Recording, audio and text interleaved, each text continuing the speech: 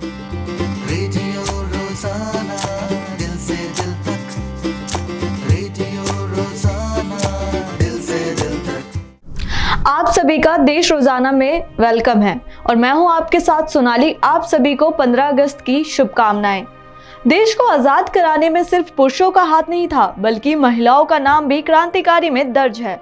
क्रांतिकारी बीना दास का जन्म 24 अगस्त 1911 को कृष्णानगर में हुआ था। उनके पिता बेनी माधव दास बहुत प्रसिद्ध अध्यापक थे। नेताजी सुभाष चंद्र बोस भी उनके छात्र रह चुके थे। बीना की माता का नाम सरला दास था। वह सार्वजनिक कार्यों में बहुत रुचि लेती थी। महिलाओं के लिए उन्होंने पुण्य आश्रम नामक संस्था बनाई थी। ब्रह्म समाज का अनुयायी यह परिवार शुरू से ही देशभक्ति में ओतप्रोत था। इसका प्रभाव बीना दास और उनकी बहन कल्याणी दास पर भी पड़ा। साथ ही बंकिम चंद्र चटर्जी, मेजनी, गेरीवाल्डी जैसे लेखकों की रचनाओं ने उनके विचारों को नई दिशा दी। 1928 में साइमन कमीशन के बहिष्कार के समय बीना दास ने कक्षा की कुछ अन्य छात्राओं के साथ अपने कॉलेज के फाटक पर धरना दिया। वे स्वयं सेवक के रूप में कांग्रेस अधिवेशन में भी सम्मिलित हुई।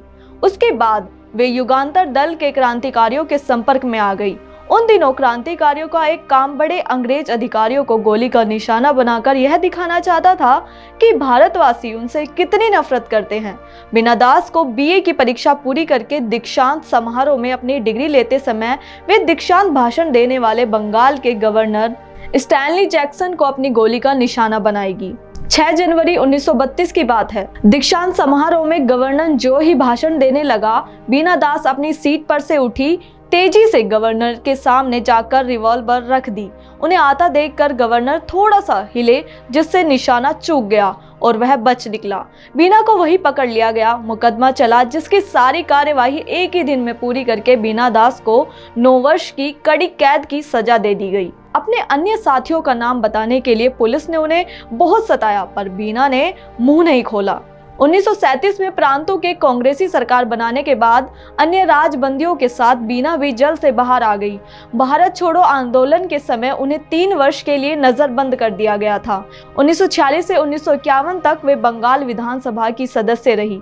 गांधी जी की 9 आखिरी यात्रा के समय लोगों को पुनर्वास के काम में बीना ने भी आगे बढ़कर भाग लिया।